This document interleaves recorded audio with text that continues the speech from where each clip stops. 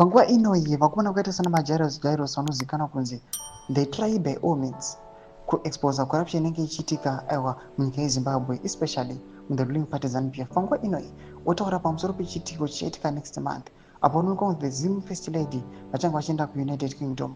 Vatoona kuti vakambotizimba mathreats ekunzi kune showdown yavakarongerwa. Ndisati ndapinda mashoko anobuda nyorwa panguva inoyi aiwa nana majairus ndopaifanira kuti bosubscribe like on the bell icon.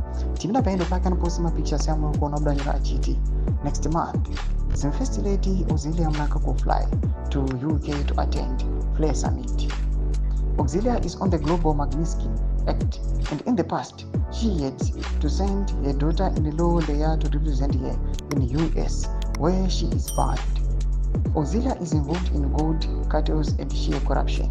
Mashoko arikubuda toga panapa nana majairus vari kuexposa aiwa vanhu vanozivikanwa kuti vari respected. The first lady wenyika yezimbabwe achishowa neevidence yamuri kuona aiwa corruption allegations anova imposed on these guys.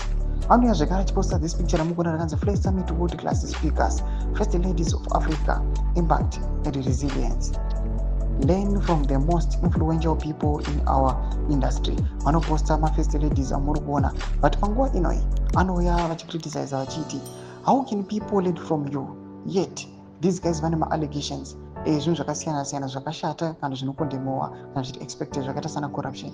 Panguva ino yatoona kuti some of the people vanouya vachitaura mashoko achiti the immediate release yakaitwa nana Muhlanga yakanga iri nhau zvekare yakanga iri attributed yanga ichizokonzeresa showdown aiwa yana ZIM first lady again ikoko kuunited kingdom. Mashoko ari kubuda panguva inoyi vatoona kuti nyika yezimbabwe panguva ino zvinhu hazvina kumira zvakanaka. Everyone is not interested, vanhu havachanakirwi, vanhu vaneta nezviri kuitika munyika ende vanhu vangoti let it be.